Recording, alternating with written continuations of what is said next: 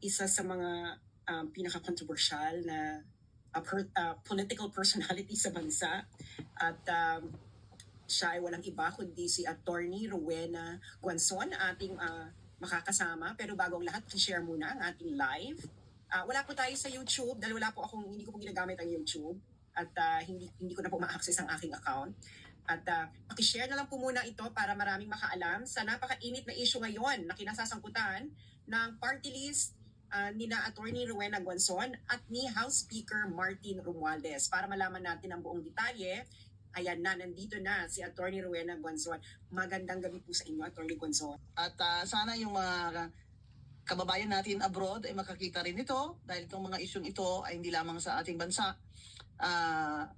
Nararapat din pag-usapan ninyo dyan sa abroad bilang mga Pilipinong kumikita ng pera at income na bilyon-bilyon piso na ginagastos ng ating gobyerno.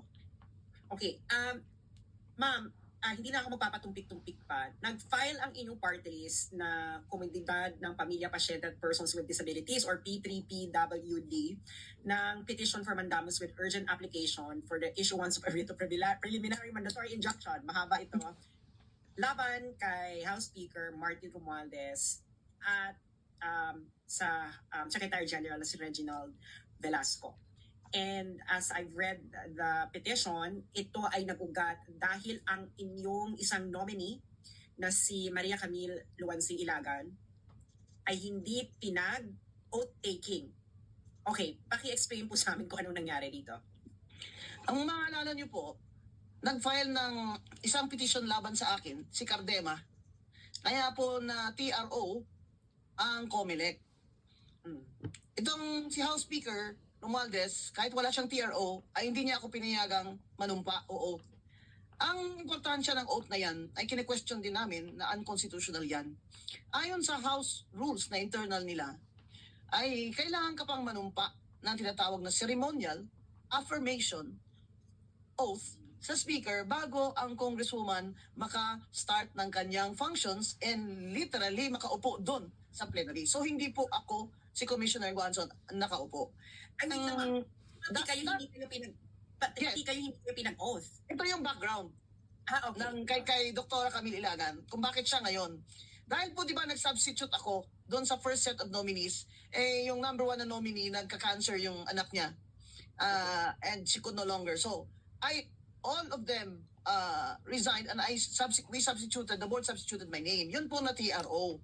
So hindi po ako nakaupo ng 2.5 years. Finally, the Supreme Court issued a ruling in December na si Attorney Guanzon, dahil dating commissioner ng COMELEC, ay hindi makakaupo na substitute.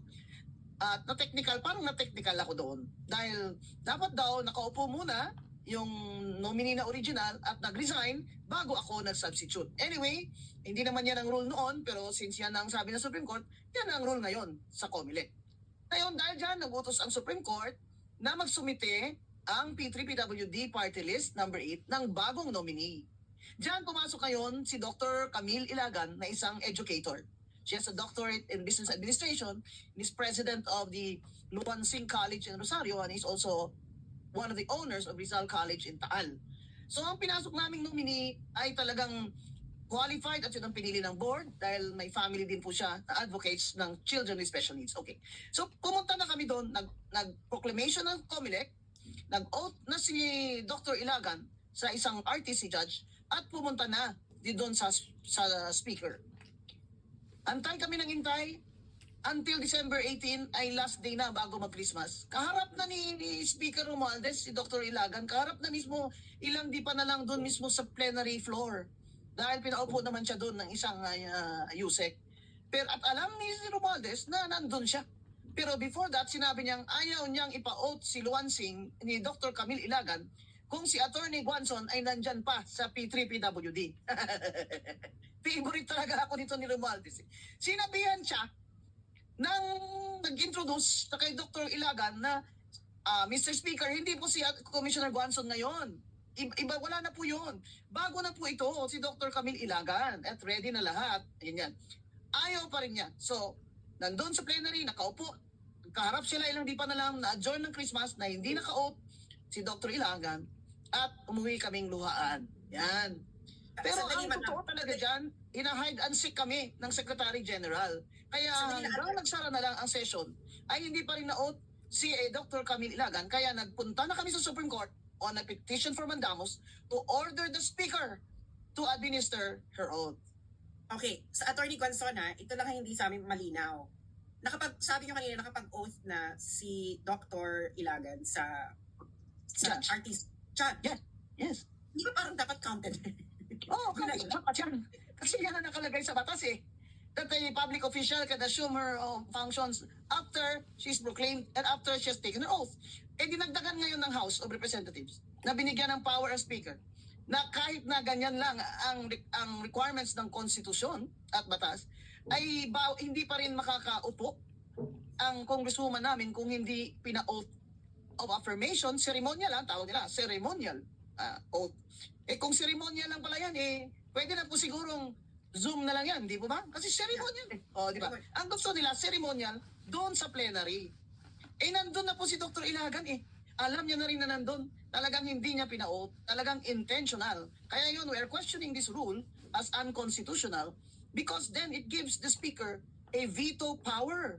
The power now to defeat the will of the electorate, which in a democracy is a no-no.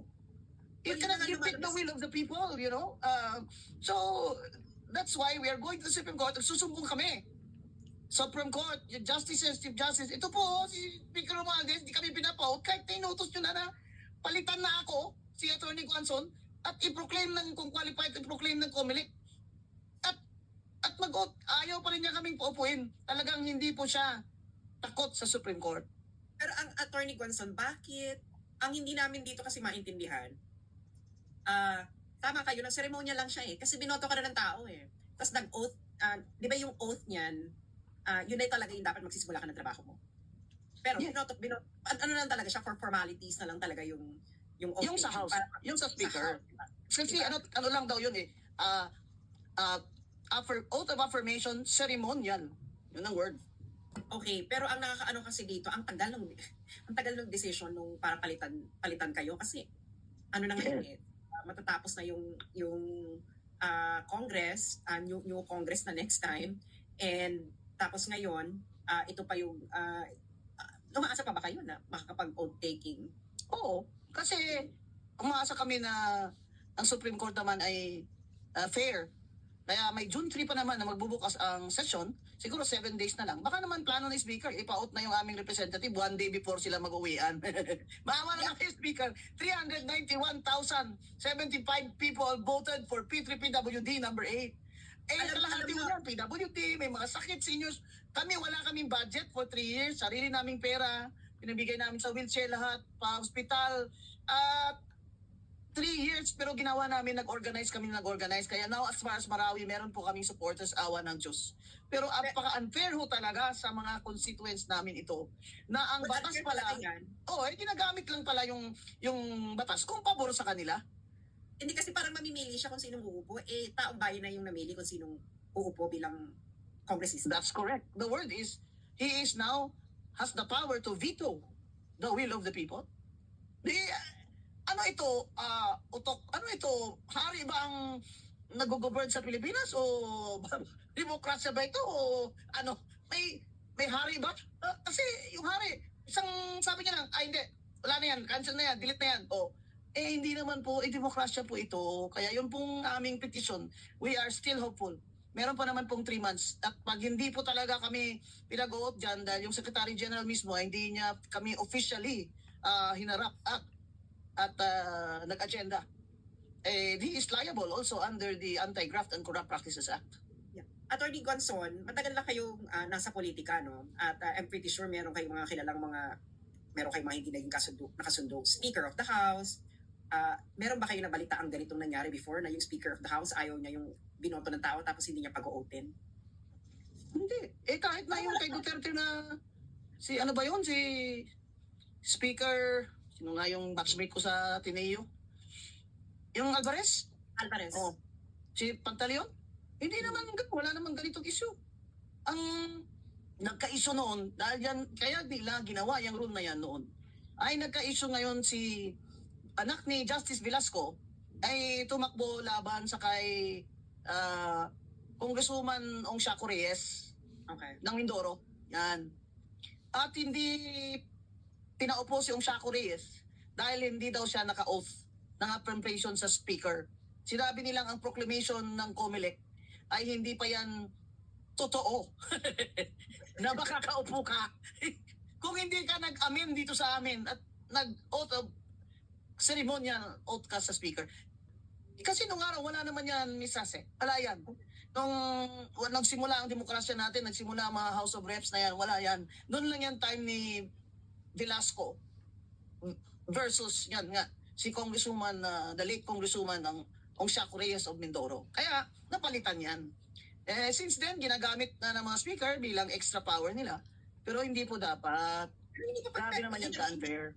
Yun ang hindi namin maintindihan kasi edi wala na oposisyon. Kung halimbawa, kung speaker ka, kung gusto mo mawala ng oposisyon, huwag mo nang pag-voting yung mga...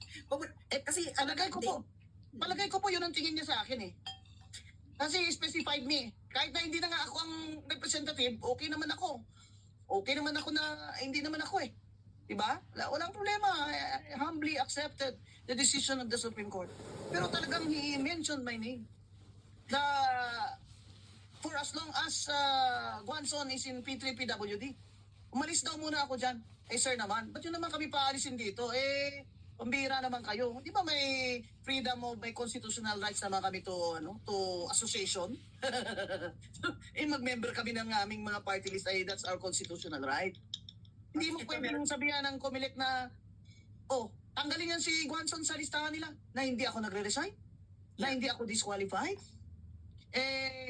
Ang ayaw ko talaga po doon, yung parang gusto ni Speaker Romualdez ay sumurrender ako sa kanya. Sir, hindi nga po kami sumurrender sa Hapon. Noong digmaan, ang lolo ko mayor ng Commonwealth, tatay ko nag-guerrilla, nagkamedalya pang tunay ba? US gold, congressional gold medal si John Sixto Guanzon na sa guerrilla. Yung nanay ko persisted in encouraging her father not to surrender to the job. Sir, hindi po kami nag-surrender sa Hapon. Ngayon pa po kaya na matanda na ako, 67 na po ako, sir. Ang amin lang po, sir, demokrasya po ito. Panindigan na po natin. Napakabilib ko pa naman kay Speaker noon dahil, wow, Speaker, UP College of Law. Wow, Upsilon, huh? They're very famous for being well-mannered, no? They're social elitist fraternity, no? Hindi nga kami magka-brad at sis, pero UP College of Law, hangang-hanga ako sa kanya. Miss Ras, nag-meet pa kami doon sa lunch ng mga, hindi ba, tagalit sa akin yung mga kakamping. Ba't daw ako may picture kasama si Romualdez at si Sandro? Makalay ko, nakaupo lang naman lola nyo. Siyempre sila sa likod ko pa-picture. Nagalit yung mga kakamping, ha? Di ba nandun kayo kasama? Alam ko nandun pa nga parang binati pa nga kayo ni Sandro Marcos. Di ba parang... Opo, yung he bowed nga and asked for my hand as if to mano and I just gave him a handshake. At nagpa-picture pa nga sila sa akin. Kausap ko pa nga siya. Sabi ko sa kanya, Speaker, can you make that PWD committee a regular committee? Kasi walang never nagka-regular committee ang PWD. Parang ano lang yan, ex-officio, parang ganun lang ba? Walang budget. So, umuo pa. Smile. Nung araw, hindi pa siya ganun makapangyarihan. Parang gwapo-gwapo niya. Linaw-linaw ng mukha niya ba? Parang ngayon tumaba siya ng lalo. So, ang ano ko dyan sa speaker na when we started naman, good terms naman kami. Akala ko nga, good terms kami. Yun pala, hate niya ako. Hindi ko alam eh. Hindi ko naman siya, I did never attack him. I never, what do you call this, campaign against him. Tapos ngayon, ganyanin niya ako. Papayag ba mga taong ganyan? Yung binoto mo, ayaw pa upayin ng speaker. Papayag kayo mga tao dyan. Attorney Guanzon, ang pinagtataka ko kasi, hindi ko na lang papangalanan yung isang party list. May party list kasi na may nireplace na party list, may natanggal kasi na party list sa... I know that case. Diba? So, sila, Nakaupo sila. Mabilis Konti pa nga ang boto nila kay sa akin eh. Yes. Ang laki ng boto ko, parang doble sa kanila eh. Ba't sila nakaupo? Ako, may ano pa ako, Supreme Court ruling pa si Dr. Ilagan. Ang P3, meron kami Supreme... At saka hindi basta-basta tao na sa board ng P3, ha? Tingnan nyo yung board namin. Mga taga-UP, ha? Mga expert consultants, 3 abogado, isang marketing specialist, isang grassroots leader. Makikita mo yung P3 board ng P3PWD, tunay na mga independent thinkers or advocates of rights of PWD and children. At kaya po sila nag-decide din na to sue. Kasi hindi po ito mga taong, you think I can just tell them what to do? Hindi po. This is really a board. It functions. P3, PWD is a genuine marginalized party list. Actually, Attorney Guanzon, mas malaki pa ang botong natanggap niyo sa boto ni House Speaker. Ay baka po, dahil 391,075 kami. Ewan ko kung ilan yung kanya. Maliit Ay lang. ngayon may tingog siya. 3 seats siya. May tingog siya. Pero naman maka 3 seats. Hindi ka ba naman maka 3 seats yan, hihina mo na talaga. Sa dami naman ng perang kontrolado nila, di ba? Ngayon may iba pa. Marami silang pinifield na party list. Ayan, example lang ha. Example lang ito ha. Wag magalit. BBM. Halata ba? BBM, yung mga minero. Sino ba nasa mining industry, di ba sila? Yung mga pinafunding nila ng mga party list, yung AKAP na yan. Yung AKAP na yan, kaya kami tutol dyan. Dapat kung meron yan, unahin nyo kami mga PWD seniors at may mga sakit. Hindi yung political nyo na mga tao dyan na nauna dyan sa AKAP-AKAP nyo. Yun lang naman ang kaya kami tutol kami. That's indirect vote buying. Attorney Guanzon, may nagtatanong dito, hindi kaya dahil daw baka kayo hindi pinaupo ay dahil doon sa naging desisyon nyo noon nung tumakbo si BBM bilang Pangulo. Di ba nung nasa comedy kayo, nag-release kayo ng... Ay, opo. Totoo naman abot na nga kami sa husgado niyan di ba? Na in my opinion, DQ siya. Di ba? Kaso may nakialam nga May nakialam na politiko doon sa isang commissioner which I divulged to the public into interviews. Tapos sinabla nila ako ngayon. Graph daw yon. May graph ni isang kusing, wala ako nakuha doon. Baka kayo. Kaya nga ako nag-disclose doon Kasi sinasabi ko, this is corruption. So, in my opinion, DQ, CBPM, bakit naman hindi? 2 times, naman convicted of 2 counts naman ng tax, not paying taxes. Sino ba naman ang hindi mag-DQ dyan kung hindi, alam nyo na. Kaya nga kami nagkagulo doon So, akala nyo madali for someone to fight against, di ba? Marcos? Ba? Grabe yun pero, sanay na ako dyan. Martial law nung 13 pa lang ako. Rally dito, rally doon sa UP. Presidente ako ng dorm ko. Mga batch ko yan si Lisa Masa Mga batch ko yan. Kaya, hindi po talaga ako, kasi ganyan po talaga ang pagpalaki sa akin. Parang, if I feel that an injustice has been done, I have to speak out. Lalaban po talaga ako. Attorney Guanzon, may mga ano kayo dito, may mga fan ang inyong siguro member to ng PWD. Sabi niya, sana madam pag nanalo uli ang P3WD matanggal yung sa mga working PWD na still getting deduction sa PhilHealth salary. Kumbaga ay maging free na ang premium. Oo. Ang PWD po ngayon ay free naman talaga ang premium na. Automatic, pati seniors. Huwag na po kayo magbayad ng premium. So kung kinakaltasan pa kayo ng premium dyan na may PWD ID naman kayo, ay magpa-refund po kayo. Pag nahirapan po kayo, ay mag-email po kayo sa amin. Meron naman kaming email at susulatan po namin ang PhilHealth na mag-refund sa inyo. So far po, successful naman kami. Pati mga bangko, yung ayaw mag-issue ng ATM sa member namin na bulag. Kasi bulag daw, paano daw mag-ATM, pambira. Problema mo pa ba yan, manager, kung paano siya mag-ATM? Pera mo ba yan? Kaya nagalit ako. May tinawagan ako, sabi ko, teka muna, pera niyo ba yan? Kaya pinagalitan yung manager, lagi, pumunta sa bahay ng member namin at nagdala siya ng ATM card. Pwede naman palang house to house ang ATM card So Madam, Attorney Guanzon, ano ng plano ng P3WD? Tatakbo pa rin kayo ng election, di ba? Tumatakbo po ako ang first nominee. Okay. Ngayon naman po ay talagang hindi na ako substitute. First nominee na talaga ako. At ang second nominee ay si Dr. Camille Ilagan. At ang third nominee ay taga-UP din. Lahat po kami may mga mahal sa buhay na persons with disability or children with special needs. Ako po yung pamangkin ko, si Greg, 27 years old, ay severe autism niya. Kaya hindi siya makahawak ng ballpen, slightly verbal, kaya hindi po siya makabasa. And he can have a conversation, konti, but he cannot read or write because he cannot go to a regular school. So tinatanong po nila kung PWD ako. Opo, osteoarthritis po ang sakit ko talaga. Hindi nyo lang napansin kasi di po kayo nakatingin sa mukha ko Doon kayo tumingin sa tuhod ko, maliit yung isang paa ko. At sa mga airport ay nagwi-wheelchair po ako dahil sa kalayuan. Kaya tunay po talaga itong P3PWD na marginalized sector. Kaya tulungan nyo po kami dahil kalahati po ng boto namin ay galing po sa mga taong hindi PWD. Yun pong naniniwala na kailangan matulungan sila at naniniwala sa akin na ipaglalaban ko po ang karapatan ng mga Pilipino, lalo na ng PWD at mga matatanda. Ang duda ko po talaga itong impeachment na ito. Ayoko talaga pumunta dyan Pero tinatanong nyo, ako ang first nominee? Opo. Maawa na po. Alam niyo ba, may isang tao ako nakita sa isang restaurant sa Clark. Biglang pumunta sa akin na pa-picture. Sabi niya, attorney, hindi man ako bumoto sa'yo noon. Ngayon, boboto na ako sa'yo. Kasi naawan ako sa'yo. Dapat maupo ka na. Naawan na ano sa niya, akin.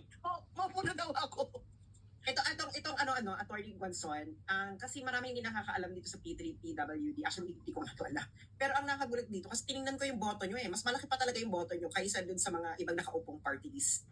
Opo, totoo po yan. Ayoko lang naman sabihin na bakit kayo ganyan, Speaker? Dahil ba ito sa impeachment? Oh. Bakit? Alam mo ba kung ano ang boto namin? Dr. Ilagan is a doctorate, no? Is an expert in education. Businesswoman. You think that Attorney Guanzon can tell her what to do? She's a trustee, highly educated. She has her own mind. And the decisions of the P3 board, talaga pong nagmi-meeting kami, hindi lang po ako. Hindi po totoo yan na kung anong boto ko, ayun pong iboboto. Hindi ko po yan puppet. Kaya po yan pinili namin ng highly educated para makita nila na she's reasonable. But she carries the P3PWD party. She will vote according to the board's decision. Problema po kay Speaker, palagay ko may nagchuchuwariwap sa kanya na ako'y anti-BBM pa rin. Alam nyo, simula na si BBM nag-stand against China, like ko na siya. May one point ka. Kasi ayoko talaga yung ginagawa ng China na creeping occupation na yan.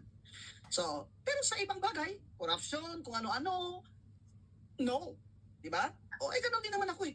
Si extrajudicial killing ang charges sa kanya. No, ako dyan. Pero yung kung war on drugs na wala lang EJK, check ako dyan. Ba? So, yung mga ako, per issue lang ako, hindi ako tumitingin ng personalidad ng tao na yan. Kagalit ko yan, ayoko na makita. Hindi po ako ganun. Kasi judicious po ako eh. I'm judicious. So, I am trained. May tanong po dito. Siguro na ano yung taong bayan. Sabi, Madam Rowena, tanong lang, sa isang term na hindi pinaupo ang P3PWD sa Kongreso, sino ang nakatanggap ng sweldo ninyo? Yan po ang tinanong ko po sa interview ko sa Supreme Court. Gusto ko nga malaman yan eh. Kaya susulatan ko yatang sila eh. Pagkatapos nitong husgahan tong petisyon namin, nasaan ang sweldo namin? Yung 3 years na yan, sweldo ng staff namin. Nasaan yung budget namin dapat na parang yung soft programs ba, yung mga scholarships, mga medical, nasaan na? Sinong gumamit? Pati opisina namin na nalagyan na namin yun ng aircon eh. 2 aircon, 90,000 yun kasi pinili na agad na ground floor. Ang aming, ang galing-galing ng dating Sec Gen, si Sec Mendoza. Ngayon may nakaupo na doon eh. May utang kayo sa akin ha. Bayaran nyo yung aircon ko dyan ha. 90,000 yan. Ilang wheelchairs ba yan ha? Mamaya na tayo magsingilan. Pero tama po yung tanong nyo. Nasaan na po ang sweldo namin?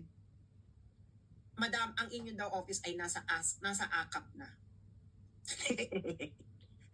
Naakap na pala yung opisina ng P3. Naakap. So ayun, baka may nagtatanong dito ma'am. Baka hindi kayo pinaupo dahil noisy kayo. Na pag makita niyo daw ang mga anomalya sa mga budgeting, magsalita kayo. Abay, siyempre. Pambira naman kayong lola nyo eh. Gusto nyo busalan? Nagsalita nga sa katedral na DQ si BBM sa opinion ko eh. Ngayon pa ako matanda na ako, ngayon pa ako matakot na naku, baka wala akong funds. Kapag hindi ako pumirma sa impeachment, mawalan ako ng pork barrel. Hindi po dapat ganyan ang tingin nyo sa kongresista nyo. Dapat po ang kongresista nyo ay ideal, honest, at may integridad, at may prinsipyo. Ayaw nila ako. Kasi totoo yan. May nakarinig po sinabi talaga niya she has a very, alam mo English kasi speaking no? Quote unquote, she has a very colorful personality. So she is uncontrollable. Ano po? Gusto mo pala remote control Uncontrollable. Alam nyo, pinalaki po ako ng tatay at nanay ko na mag-stand up for what is right. Bata pa ako, kaya siguro ako nag-lawyer. And born between 3 brothers who tried to bully me but did not succeed. Di ba? Kasi tayo mga Pilipino, dapat meron pa tayong natitirang ewan ko, nasa na ba sila? Tingnan nyo rin yung mga dating kasama ko grabe. Mga rally ni Lenny ako sarili kong gastos. Sarili naman ng gastos, pero sa lahat na party list, ako lang pinapakyat doon sa stage dahil ako yung gusto ng mga local ba, yung mga bata. At saka hindi ako free rider. Nagbibigay ako ng contribution ko. Lahat ng tao ko, lahat ang gastos ko. Kaya ako lang umakyat doon. Ngayon na gulo-gulo-gulo na, sasabihan ako ng ibang unfair kayo, alam nyo, yung ibang kakamping dyan, grabe kayo ka-unfair sa lola nyo. Sasabihin nyo ngayon na ano ako, pro Duterte ako, kaya ako inaaway si Speaker. Abay, anong logic nyo dyan? Actually, Anong logic yan? si Ma'am Consistent Beth, naman ako, di ba? Sa kampanya ko, sinabi ko, sige, paupuin nyo si Marcos, hindi na yan aalis. Yeah. And Speaker Romualdez is part of this dynasty. That's why they want control. Control is for their next dynasty. That's the problem. Actually si Attorney Guanzon, yung consistent talaga siya mula noon hanggang ngayon. Hindi naman siya naging pro digong eh. Pero tama si Attorney Weng dyan. Very nag-issue by issue siya. Kasi naalala niyo nung commissioner pa si Attorney Guanzon ng COMELEC noong 2016, yung ENYE issue. 'Di ba? Si Attorney Guanzon noon identified siya dati sa LP pero nagsalita siya tungkol dun sa ENYE issue, yung may pumasok na, 'di ba may pumasok na ano ng Smartmatic na ni-raise mo yung issue na yon. So ano talaga siya? Actually, okay nga kay Attorney Guanzon si Amy, sabi niya nga noon si Amy dapat si Amy na lang kayo magtiwala, wag daw kay BBM. So hindi siya nagbabago-bago hindi ba siya sala sa init, sala sa lamig na tao. Kung ano yung sinabi niya nung 2022, yung pa rin yung sinasabi ngayon ni Attorney Guanzon. Kaya nga love namin si Attorney Guanzon. dahil alam ni Attorney Guanzon na it's better to be in front of someone na alam mo talaga yung posisyon. Na alam mo na, okay, ito yung posisyon niya. Kasi it's easier to deal with that kind of person na alam mo, hindi ka ba na paikot-ikutin na ngayon sasabihin sa'yo ayaw ka tapos biglang gusto ka na tapos biglang aayaw uli. Yung budol ba? Kasi di ba kayo nag-warn nga sa amin na? Ang budol. Ang dami nyo na budol. Sinabi ko na sa inyo. Ayaw nyo maniwala sa lola nyo. Ayan, nasisi na kayo, nabudol kayo. Di ba kayo rin naman nag-warn no? Talagang warning talaga. Kumalat na yung video nyo yon. And true enough, naging totoo si Attorney Guanzon. Alam mo si Attorney Guanzon, very kulang ba yung analysis sa politika? Sabi nga niya, dapat si Sara na lang pinatakbo nyo, hindi na kayo nagka-problema ng ganito. True. From the start. At sabi ko, sa dami naman ng mga Marcos dyan, sabi ko sa loyalist. Kasi naman may kamag-anak naman ako mga loyalist ng mga leaders, no? Sa tagal ba namin sa politika? Sinabi ko, bakit yan ang pinatakbo? Bakit ba ganyan? Ang dami namang Marcos dyan na may isa pang abogado, estudyante ko. Bakit hindi yun? So, yan ang yan. Kaya hindi naman personal yung aking opinion na i-DQ siya. Hindi po. Talagang based on evidence po yun. Kaya ngayon po nagkagulo-gulo tayo ng ganito. Ang economy natin ay terrible. Mas mataas pa ang gross domestic product ng Vietnam sa atin. Nandun lang ako last month. Mataas-taas na lang ang ating GDP sa Cambodia. Mga kababayan, ang mahirap sa Cambodia ay sa putik na tutulog. Angat lang tayo ng konti sa kanila by 1 inch. Ano nangyari? Ang gobyerno ang nangyari. Kaya sinasabi ko, China against China, go BBM, I'm right behind you. Pero economy, corruption, PhilHealth, zero, DepEd, slash ang budget, puro infrastructure, puro kayo flood control na 40% in the pocket of some congressmen who are also contractors. Ang daming party list na contractor ang pasimuno o financier. Kunyari, ganito ang pangalan, wala contractor. Ito namang mga mayor, kung sino naman makabigay sa kanilang project, doon naman sila, naturalmente. Pero, party list po ito. I-respect naman po ninyo ang mga sektoral na tunay. Yan lang po hinihingi ko sa mga mayor. Hayaan nyo na po ang mga PWD at seniors nyo na bumoto sa amin. Iilan lang naman sila. Yan lang po ang pakiusap namin. Attorney Guanzon, kayo lang ba ang party list na dedicated sa PWD? Yes, ma'am. May isa dyan na sabi nila PWD din sila, pero multisectoral sila eh. Kami talaga nakasiro kami doon sa PWD, seniors, families of this PWD patients, yung mga malubhang sakit like cancer, PWD po kayo pag may cancer kayo, o kaya ay HIV/AIDS, o kaya ay autoimmune diseases, PWD po kayo. Nakafocus lang po kami doon. Yung iba po, multisectoral sila eh, kasi sagol-sagol ba, halo-halo, para shotgun style yung kampanya nila. Abay, lahat na lang gusto nyo, inyo eh. Pero kasi vote buying ang strategy nila, kami hindi ma'am, hindi. Ako, ang sinasabi ko, ang constituents natin ay PWD, children with special needs, elderly, and the patients. These are our constituents. But our army of voters must also come from educated people who have no education but have a heart for our constituents, and who will volunteer their services out of love for their country. Kasi si Attorney Gonson, hindi naman magiging congresswoman lang nitong ating mga PWD. Eh. When there is a national issue of importance there or international or foreign policy, I'll stand up for that also. I'll vote for that also, and I'm highly qualified. Kaya, tinitingnan po dapat nila din ang kakayahan ng kanilang pinipiling party list kung sino ang first nominee. Can you imagine, SAS, out of 300 Congress people, there are only about 15 or 18 lawyers. Ayun na nga. Kaya yung impeachment na yan, hindi ko alam kung anong strategy nila dyan sa prosecution. I want to see how this is gonna go because they did not really practice law, no? Well, ayun na nga, ito sabi ni Atty. Gonzalo, ano lang daw pag-usapan namin, itong petition, pero napunta na sa impeachment. Kanya na Kasi kabit-kabit, they're woven, di ba? They're woven into these political issues eh. And that's the reason why hindi kami pinaupo. Hindi ganito, Atty. Gonzalo, kasi naging COMELEC commissioner kayo. So alam nyo ang galawan ng COMELEC, may experience kayo dyan. Marami ngayong nangangamba ng mga kababayan natin na baka maging madumi ang eleksyong ito. Anong masasabi nyo dyan? Meron ba kayong gusto sabihin sa kanila na maging kampante ang loob nila na hindi mangyayari yan? May bago kasing provider ng services ng program at transmission at yung mga machines na ginagamit ay some of them ang luma ng COMELEC but some of them are also new. Ilang bilyong piso yun. Yung Miru na kinwestiyon yata ni former Congressman Erice. Yeah. So, yun ang pangamba ng mga tao na baka pumalpak yan dahil walang experience yung, di ba dapat required sa bidding na ang provider ay may dati na siyang track record sa mga eleksyon sa ibang bansa na automated. Now, yun ang isa sa pangamba nila. Which I think Chair Garcia is trying to very hard to assure the public by being transparent.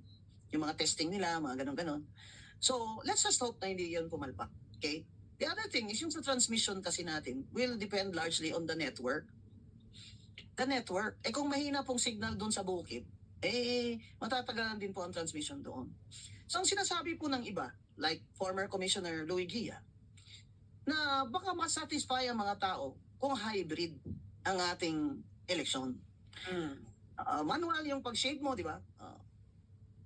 Pero yung, what do you call this, ang sinasabi niya, manual ang pag-shade, manual ang pagbilang, di ba? Kagaya ng dati, pero ang transmission ay electronic.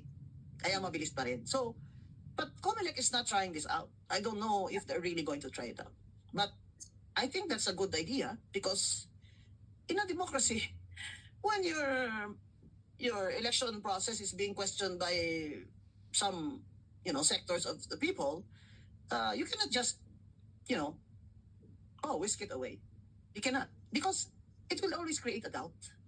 That's why we have foreign observers. So I am hoping that COMELEC will address these genuine concerns of people who just want a truly fair elections and transparent elections. Kasi nga, Atty. Gonzalo, marami kasing concern, lalo na may mga, for example, may mga, di ba nag-imprinta na ng balota, tapos may mga hindi isinama dahil nga nire-raise pa sa Supreme Court. Tapos nung nag-desisyon na yung Supreme Court na dapat isama sa balota, nag-imprinta na naman ng uling balota. So parang, alam niyo yon yung concern ng mga tao sa waste. I don't know, kasi naging COMELEC commissioner kayo. What Billions. about this system? Billions. Yeah. COMELEC wasted billions. Because they were in a hurry to complete the ballots. Because, it takes a lot of time to check the ballots, print the ballots, and then the overseas ballots, they have to be put in envelopes and then sent to the embassies, no? So, yung waste na yan could have been avoided if the schedule was not as tight as this one. Kasi isa pang na-learn nila na lesson after the Supreme Court ruling is once nag-disqualify sila and the rule that this name should have been the ballot, pag nag-file siya ng petition sa Supreme Court, the lesson there is ilagay mo na lang sa ballot. Kasi naman kung ma-disqualify naman talaga yan, edi stray votes yan. Di ba? Hindi na lang naman yan, it won't matter because hindi naman yan ika-count. Hindi naman natin siya ipoproclaim. So that's the lesson there, that we could have saved billions. And I think Chair Garcia appreciates that. Kasi very active na ngayon ang Supreme Court sa Yeah. pag-TTRO sa COMELEC. Oo nga eh. Attorney Gonzon, may tanong sa iyo na to. Oh, ito yata yung Supreme Court na is really watching the COMELEC, you know? Yeah. Supreme Court is really watching the COMELEC. Baka si Supreme Which is Court good for us. Justice. It's good for us. Baka si Supreme Court Justice Marvick Leonen yan. Ito, Attorney Gonzon, sabi ni Jim, may tanong siya, I think related dito sa experience niyo bilang COMELEC Commissioner. Attorney, what are your thoughts on the pilot implementation of online voting for overseas Filipinos? When I was the chair for overseas voting, I had a meeting with Ambassador Romualdez about this. Hmm. And because he was very interested in this new development. So we were studying it, and it's possible. In fact, we tested it during my term, I think, or after. It's really possible because online voting is really possible, but as long as the safeguards and the redundancy procedures are there to ensure no hacking and no fraudulent ballots. Kasi for example po, maraming hindi nakakaboto na nakasakay sa barko. Kasi ang rule noon padalahan ka ng balota, ifa-fax mo pa doon sa embassy, ang layo naman noon, di ba? Pero kung may online lang siya, naka-register siya doon, pwede naman, can transmit her votes, which is what COMELEC is now doing. So it's good because, our overseas voters, they're the backbone of our economy. They're the ones who earn billions and billions of pesos that keep the Philippine economy afloat. Kaya po income tax zero sila. Wala silang binabayarang income tax. Tama po yan. Kasi sila naman talaga nagdadala ng pera. Pero dapat ngayon kina-question nila, saan pumupunta ang perang pinapadala namin dyan? Na ginagamit lang ng gobyerno sa korupsyon. Dapat nagtatanong din sila niyan. So, go ako dyan sa online voting. And I think the COMELEC has tested it na may safeguards sila and redundancies. So I think yun ang concern lang, Attorney Gonzon, no? Lalo na sunod-sunod yung mga cybersecurity issues sa Pilipinas, lalo na yung NBI na hacking na lahat ng nag-apply ng NBI clearance from 2014 to 2021, lahat ng data nila nakuha na ng hackers. Wow. Kaya ang daming yung scam sa text. So, ito may tanong sa inyo. Some groups are hiding and using party list to win but not qualified. Paano raw sila mawawala? Ito ngayon ang magandang gawin sana ng COMELEC. At mag-push po kayo, mag-email po kayo sa COMELEC o kaya mag-Twitter kayo at COMELEC. Mag-Twitter kayo doon. Na mag-demand kayo ng debate ng mga party list sa first nominee lang para po talagang harap-harapan na malaman na natin kung sinong bugok. Para malaman na natin sino dito marurunong talaga ito na yata ito, talagang ito yun. O kung sino itong pulpul ito. Mamimigay lang ito ng pera sa amin pero ito ang uupo. Dapat may ganun na ang COMELEC. I think they are also trying to figure that out kasi nga ang dami din naman namin na party list. The other thing that you can do is, kung tingin mo talaga hindi yan siya qualified, for example lang dual citizen siya. Filipino siya pero sa totoo lang ay is holding a British Australian passport, di ba? So pwede po ninyong questionin yan. At that's to cancel their list, their name in the list. The other thing is, tingnan nyo kung kailan ba yung party list na yan binuo. Dapat ang COMELEC nag-publish din yan ng listahan kung kailan pa yan, since what year ang registration yan at since what year ang alleged nila na they were already functioning. Kasi it's possible na yung number one nominee nila ay hindi qualified. That because the Party List Act requires that the nominees should be members of the party list at least 90 days before the elections. Yes. Now, for example, they were government employees, di ba? Let's say up to February 10, obviously less than 90 days siya, di ba? Sa May 12 ang election, di ba? You can question that.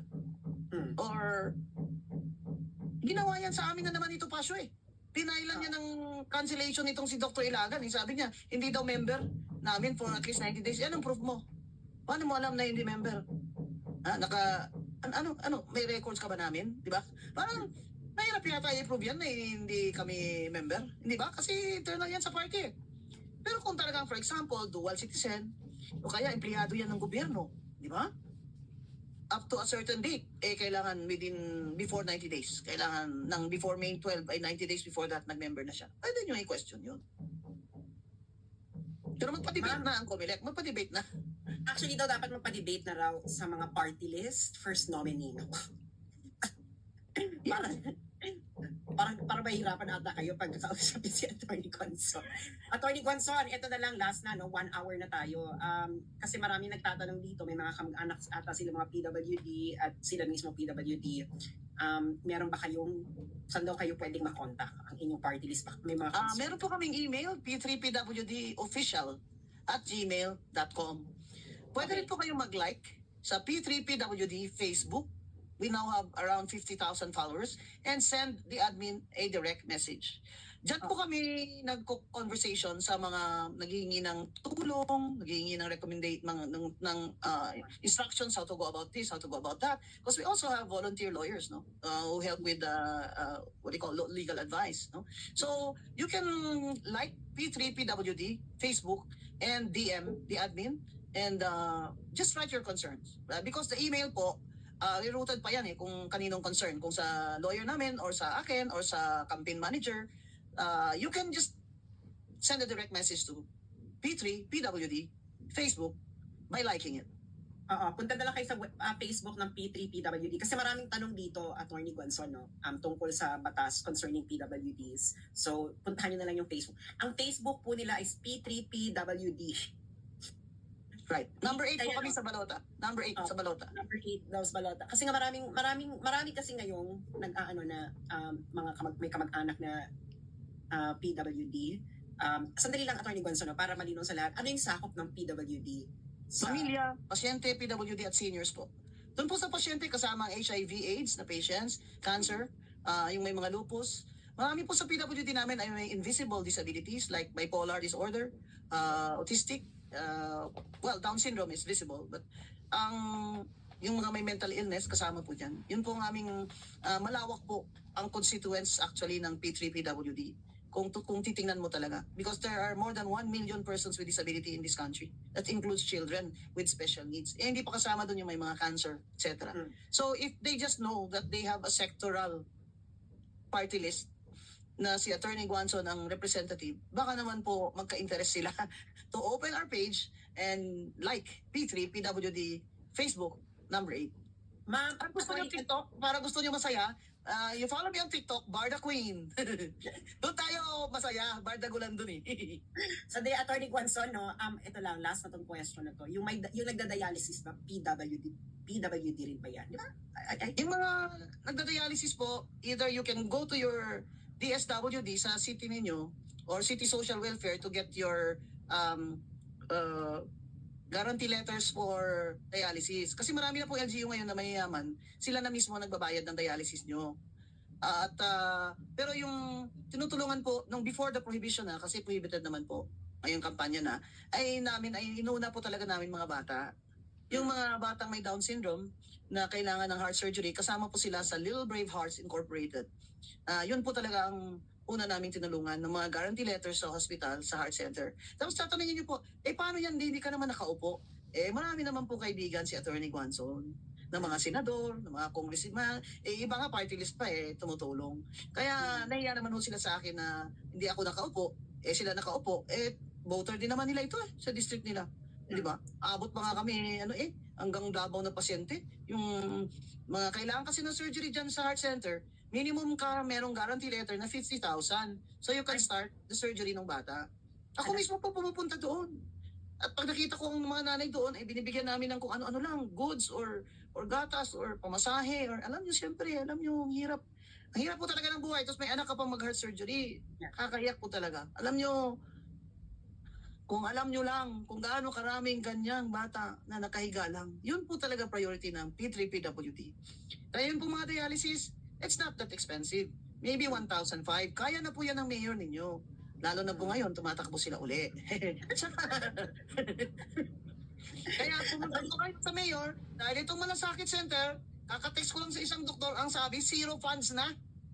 Ang Malasakit anong ginawa nyo dyan sa Malakis, mga center dyan? Anong ginawa nyo sa mga pera dyan?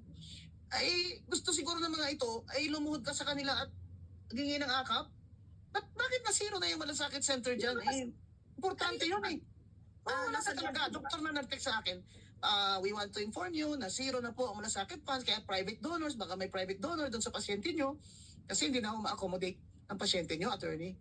Ayan. Maraming salamat, Attorney Gonzon. 1 hour na tayo and thank you so much. At bisitahin nyo yung Facebook ng P3PWD, Party List number 8 sa Balota, and House Speaker Martin Romualdez. Bakit ganon? Salamat po. Thank you, Attorney Gonzon. Hanggang This sa is how the deaf clap their hands. You learn to clap your hands like this. That's how the deaf clap their hands. You say thank you. Thank you po. P3PWD Party List number 8 sa Balota. Thank you. Thank you, Mrs.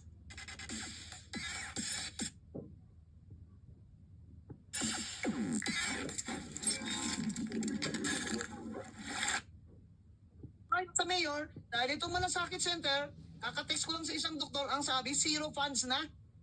Ang malasakit Okay, anong center. ginawa nyo dyan sa malaki, mga center dyan? Anong ginawa nyo sa mga pera dyan? Ay, gusto siguro ng mga ito, ay lumuhod ka sa kanila at gingi ng akap? Bakit na zero na yung malasakit center dyan? Eh, importante yun eh. Wala nasa talaga. Doktor na nag-text sa akin. We want to inform you na zero na po ang malasakit funds, kaya private donors, baka may private donor doon sa pasyente nyo kasi hindi na ako ma-accommodate ang pasyente nyo, attorney. Ayan. Maraming salamat, Attorney Gonzon. 1 hour na tayo and thank you so much. At bisitahin nyo yung Facebook ng P3PWD, Party List number 8 sa Balota.